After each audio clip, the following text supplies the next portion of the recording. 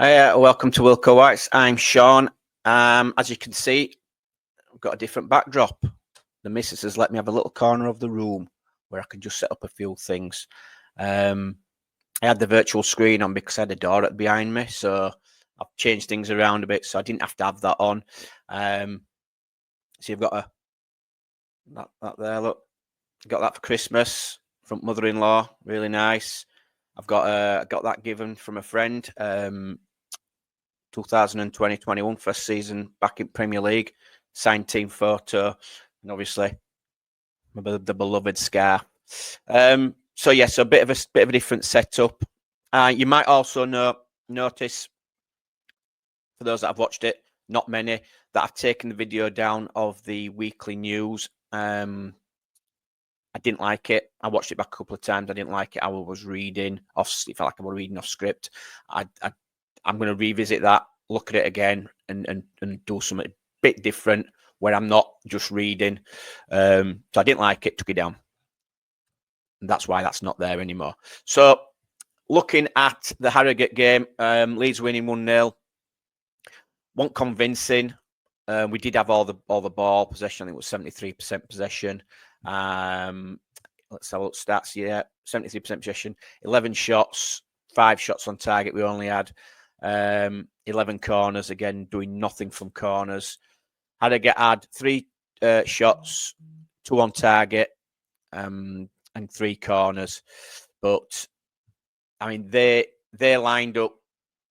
It wasn't a 4-4-2. Sometimes they were dropping 5 at the back. The midfield were dropping really deep, really compacting that box and making it difficult for us. There was no space. Again, we've seen this time and time again with Leeds United, the way we play. We had Solomon, Ramazani, Gnonto.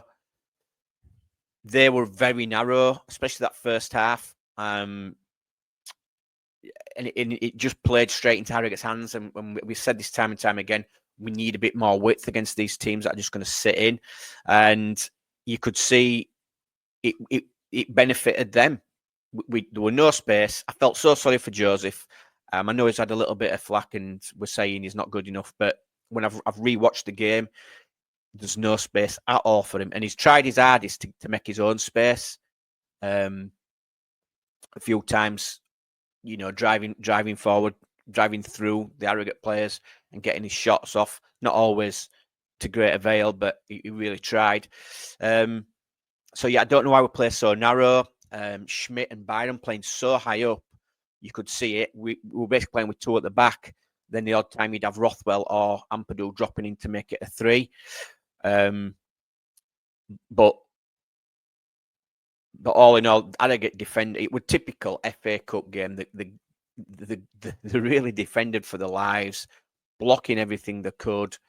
And you could tell at the end of the match that they'd worked the socks off. They were absolutely spent. They were absolutely knackered. So a bit on the game. And 12th minute, there was a penalty claim. Gillavogi, who looked dodgy to me, playing at the back. I'd rather have him in the midfield. Didn't look comfortable. And the striker, he got on the wrong side of Gillavogi. Yeah, I mean, there was a bit of contact. He did sort of have Gillavogi had his arm on him, but the Harrogate player went down, and I think it's the way he went down as to why the penalty wasn't given. I know the commentators on the BBC were saying that we'd got away with one, but if you look at the striker, I think it was Marshall, went down. His feet come together. It's a diving. It looks like he's actually diving. And if he hadn't have done that, I think it might have been given. So it's his body language that's why it's not being given, because there was a slight contact. So maybe we got away with one, but like I said, he didn't help himself by how he threw himself to the ground. If you can understand that. I thought Solomon played well, and again they were interchanging Ramazani, Solomon, Gnonto. It was like we're playing with 3 10s, but they all. Sometimes you'd have Ramazani in the central position. Well, you'd have then Gnonto or then Ramazani. I thought looked okay, Ramazani in the 10. I liked his quick turns on the ball. which Aronson's good at. Didn't see that from Gnonto, and I do prefer Solomon on the left. There was a chance, 20th minute. Joseph driving forward with the ball, slipped Ramazani in, who shoots low, but it's a tight angle, and the keeper does well to save it. So we were getting his shots off. Again, another break 4 minutes later. Ramazani, we get him on the counter. Great little skip round the player, driving forward. He slips Joseph in, who I think it just bobbled a little bit, and he didn't quite get it under control straight away, which hesitated the strike, and the defenders managed to get back to block. Looking at it on the replay, it was going wide anyway. But all in all, a good chance and a good breakaway by Leeds. I thought again Ramazani looking sharp. Then we had a free kick on the half-hour mark, and we thought Rothwell were going to shoot. I think it was Gnonto that got the free kick, going down very easily, which we tend to see now. And he tried to clip it to the back post, and it goes up to biggest man up pitch, Gallavogi, and even he couldn't get his head onto it, which was poor from Rothwell because he's normally quite good at his set pieces. But again, we had all the ball. Not really doing anything. We just kept kind of trying to run into dead ends, and we needed to play a bit more width. Now we did it a couple of times. I think when Schmidt slipped Solomon in. Again, Solomon sometimes on the right, sometimes in the centre, sometimes on the left. It's confusing for the Harrogate players because obviously we were all over, but it was to no avail. And he slipped Solomon in, who again he couldn't get that ball in the box because there were so many defenders in there. It just getting blocked every time. Gnonto then out on the right this time. He slipped Schmidt in. Again, similar position. Schmidt's trying to play the ball across, but it's blocked again. To no avail. Maybe we needed to just, move the ball a little bit quicker. Try it or sit back a little bit, try and pull Harrogate out. But that's not what we tried to do. Ramazani on the left-hand side, we did start to play with a little bit more width. You could see Ramazani really hugging the touchline a bit more. He loves to get the ball, cut inside. Very similar what we were doing. We were cutting inside a lot. Solomon were doing it. Gnonto does it. In from the right, cutting in, narrowing it. He did it, narrowed in, did Ramazani, shooting not good. Over the bar, I think it went, and it just, poor shot it was, really poor shot. Joseph then, he gets the ball on the 42nd minute, and this was really unlucky, and I wish this had gone in for Joseph.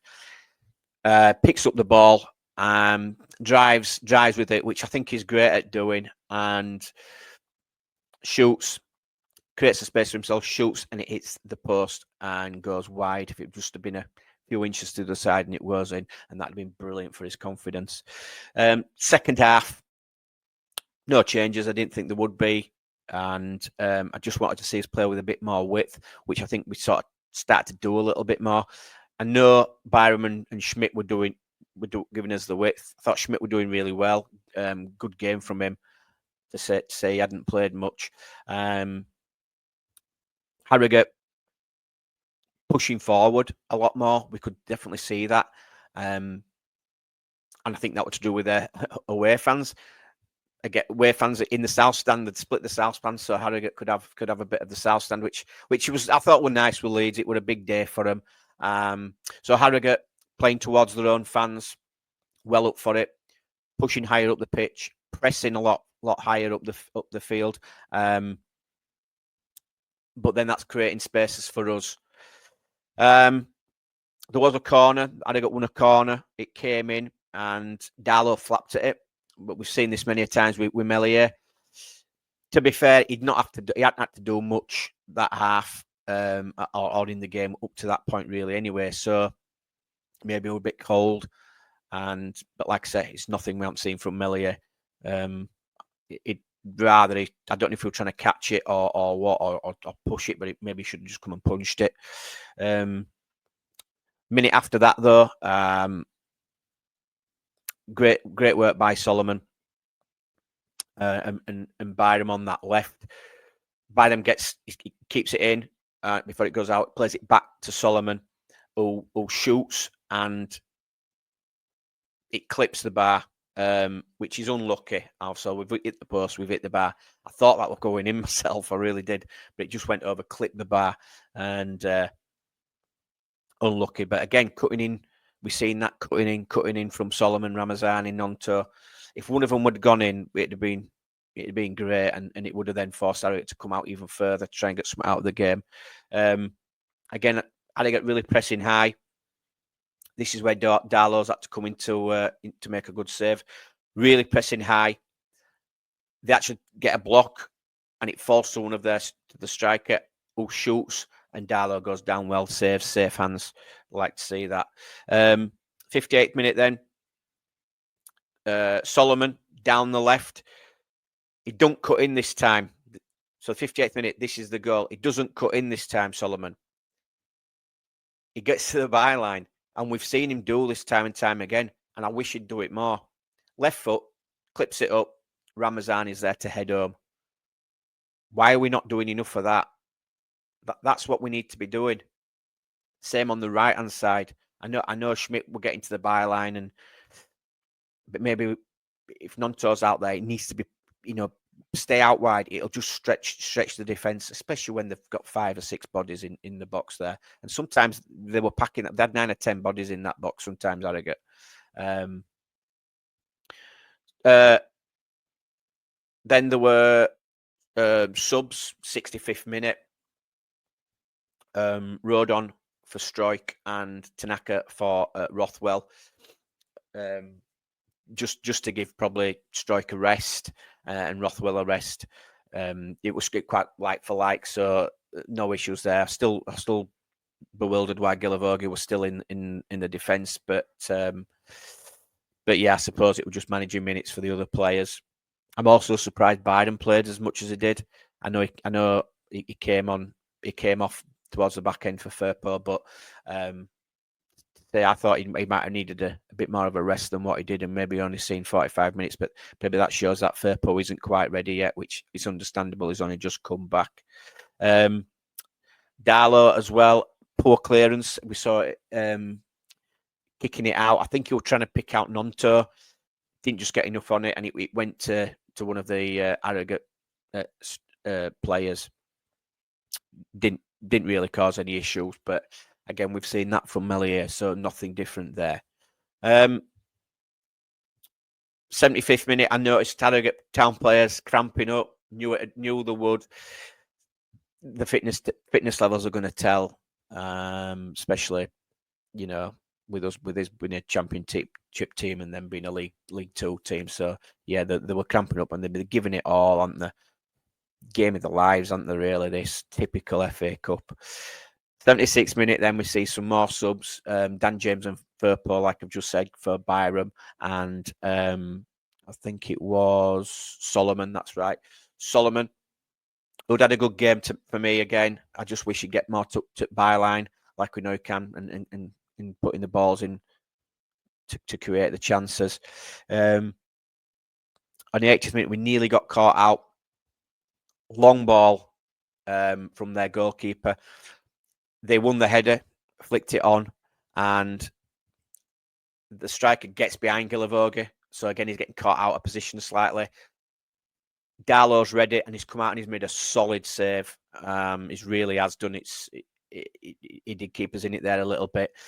Good solid save to push it away, strong, which I like that.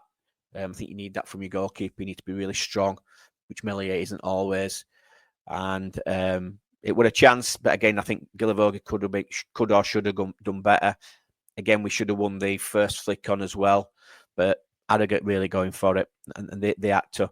84th minute, Gnonto flicks it onto Joseph, who drives forward with it. Again, driving forward. I think he's great. I really do. He slips Dan James in, but I think the ball's just a bit too. He pushes it a bit too wide for Dan James, who shoots at a tight angle. But to be fair, their keeper did make a good save, and we've seen them time and time and go in from Dan James in them areas. But good play by Joseph. And 88th minute with another change.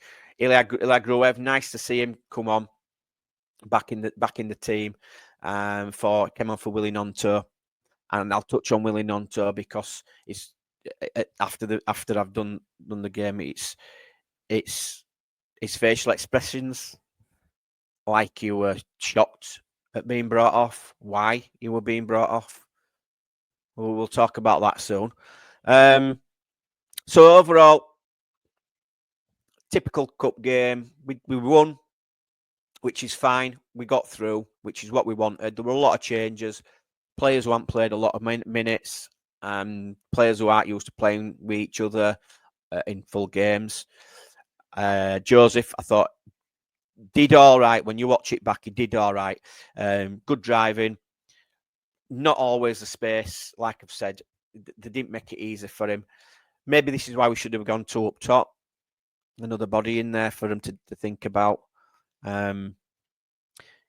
The spaces he did manage to find or fight for himself and make for himself, the shots were going over, apart from the one that hit the post. He worked hard. He did. I think he may be trying too hard. Just confidence in there. He's really trying to get that goal in it, but it wasn't as bad as what I thought people are making out. But it does still make me believe we do need another number 9, and it's all it's there to see that we do need somebody who can give Pirro that competition for that number 9 spot, and maybe have Joseph as a third choice now, which I've said before. Ramazani, I thought he looked really good. He got the goal. He got a lot of the ball. He looked good on the ball. Again, good turns. Turns in nice spaces, in tight spaces. Good dribbling, good feet. Had a few shots, which, again, on another day, maybe flying in. But overall, I thought Ramazani did really well. Gilivoge, not a defender for me. I would not play him in a league game in defence. Looked very shaky. Gave away some silly. Well, not even foul. Well, yeah, he gave away some fouls. Tackling was off. He was sort of like he wasn't up to speed. He couldn't quite get there. He tried to, he were always late in the tackle. His passing was all right. Nothing major. He was 5-yard passes were all right. Just his positioning were a bit questionable for me. And like I said, when he's rushing out to try and tackle someone, he mistimed it a few times, and he was nowhere. It was just nowhere. But he's, we all like him, but it's plain to see he's not at the level that we need, and we do need a bit more quality, maybe in defence as well, if obviously something happens with Max Weber. Schmidt, really happy with Schmidt. I'm so glad he got the game time he did. He looked lively from the first minute. I thought, again, he was good on the ball, really good with his feet. Put some good tackles in as well. I liked what I saw with him tackle-wise. He blocked a few shots as well, blocked a few crosses. He likes to get forward. I mean, how wide he was. And him and Byram, I said it again, so wide and really far up the pitch. Obviously, that's the tactic, and then we pack it in the central areas. Does like to get forward, but like I said, I thought his defending was really good. So I'm pleased with what I saw, and I think he's a good backup for Bogle if anything happens to Bogle. I've no qualms about that, but it's whether Daniel Farke sees it that he's had a good game. We'll see. Same with Darlow. So I thought his handling were good. Apart from the flap from the corner and the kick, everything else were fine. He actually caught one. He caught a couple of corners. His handling was fine. He saved. He saved what he needed to save. Especially that one late on where, you know, the striker gets other side of Gulavogi, great rushing out. He looks a bigger and better presence for me than Meslier. He really does. And I hope. And what I did notice about Darlow, even when he gets the ball, he don't delay on it. He don't dilly-dally. He gets it, he plays it to a defender. He don't do that. What does Meslier do all the time? Fake pass. Trying to, you know, well, that's just you're not kidding. Any the attackers aren't going to fall for that, and he does it all the time. Proper slows it down. Darlow just gets the ball, gives it. Simple. That's all you got to do. But Meslier don't, he dilly dallies on ball, and it's frustrating, honestly. But Darlow did nothing wrong for me. I hope he keeps his spot against Sheffield Wednesday. It'll be another test for him, be a different test. But again, I liked what I saw. So again, we'll see what Daniel FACUP thinks. My heart wants Darlow. My head thinks it's going to be Meslier. But they're going to be interesting. On to WILLY Gnonto. So he wasn't great. It was just a normal performance for what we've come to see from WILLY Gnonto. Greedy, wants too much time on the ball, tries to do too much with it. Again, comes in so narrow all the time. His final ball was poor, I thought. A couple of times he trying to play it into the box and it just went over. Cutting in, trying to shoot when there's too many bodies in there, when there's space out wide for him to play it to. I think there was the time when he cut in and shot instead that there was Schmidt out wide. What he's there for in acres of space, and he could have just played it to him. Going down a lot. I mean, we talk about Brendan Aronson. Look at how many times Gnonto's on the floor all the time, whinging at the ref. Come on, you're playing a League Two team here. Let's show your quality, which apparently you've got. His attitude, his facial expressions when he played 88 minutes. And he looked at Ramazani and like raised his eyebrows, like, what am I being brought off for? What does this guy think he is? He annoyed me last season. He annoyed me at Wembley. Because all he did at Wembley final will go down and whinge at the referee.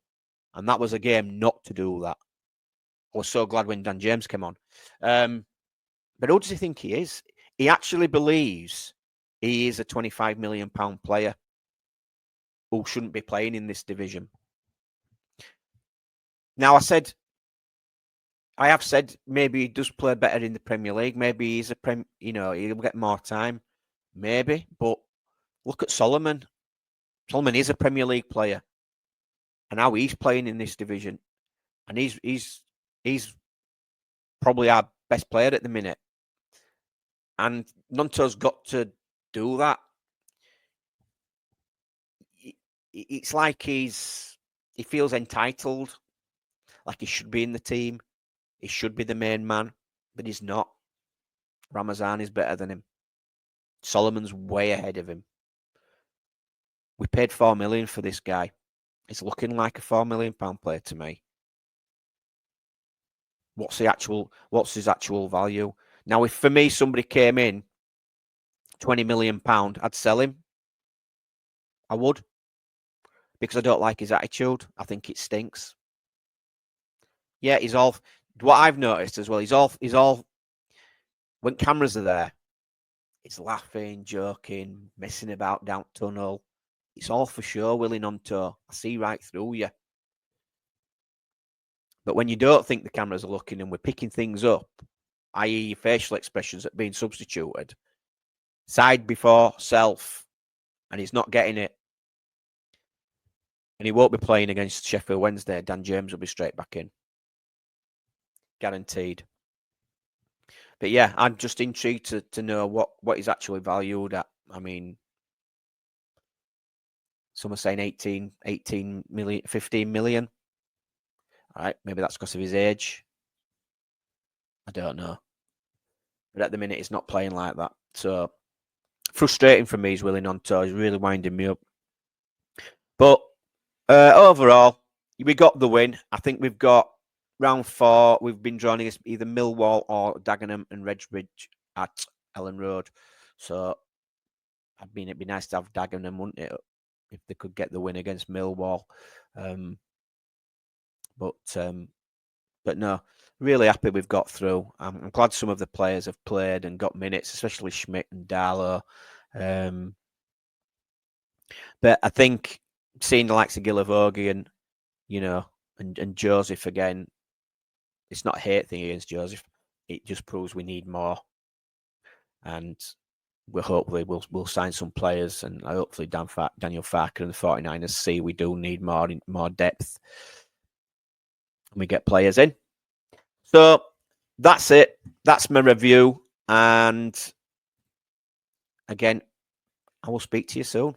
Ciao.